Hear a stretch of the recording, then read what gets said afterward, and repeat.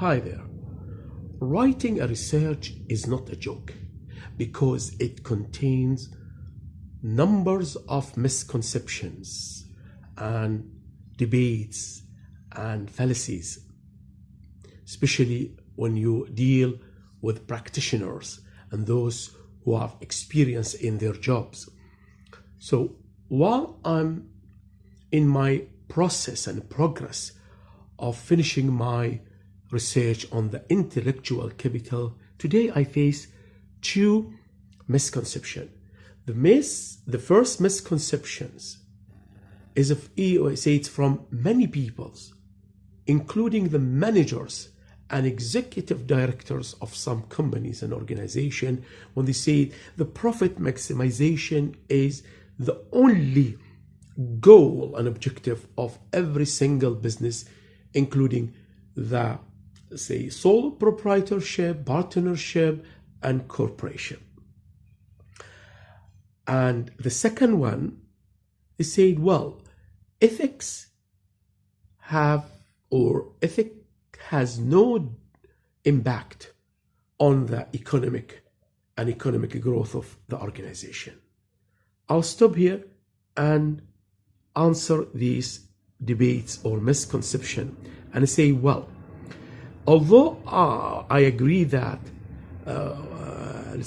profit maximization is the main goal of every organization, and even theoretically, if you look at all the finance textbook, you'll find that profit maximization is the goal of the organization. But we should not ignore the fact that some organization or some directors or manager have in fact other objectives. They have dreams and they have beliefs and they want to succeed. And these dreams and beliefs and goals, I can summarize it, say for example, as you say, the quality of the goods they sell, or the quality of the service they provide, and the customer satisfaction also is their main goals.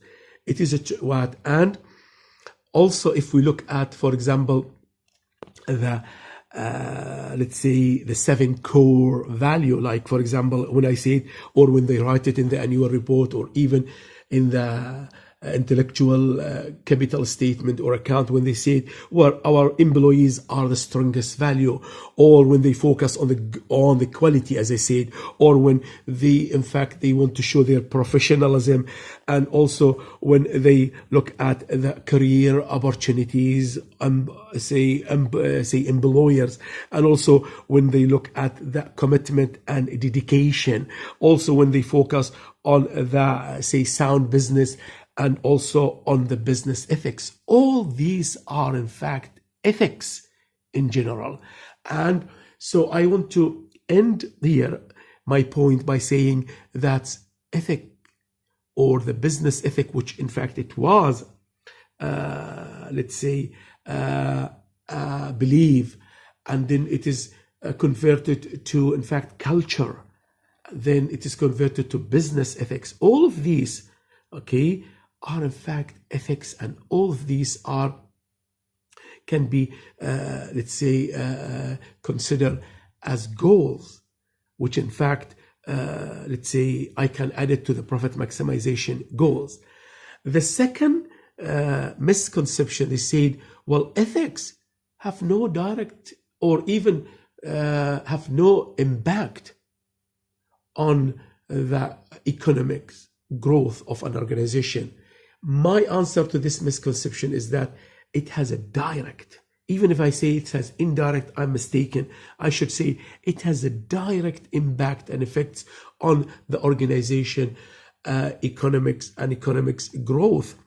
And I come to the point which in fact I discover that the ethics, in fact, it can be considered as a structural asset of organization, as well as a human-centered asset. And in my research, I want to, in fact, to convert the, tacit employee competence to, in fact, amenable for interventions and management. So I want to say that this ethics, or if you want to call it the employee competent, it can be manageable. It can be, let's say, like any other intangible asset. So therefore, it has to be shown in the annual report and the financial statement and in the balance sheet.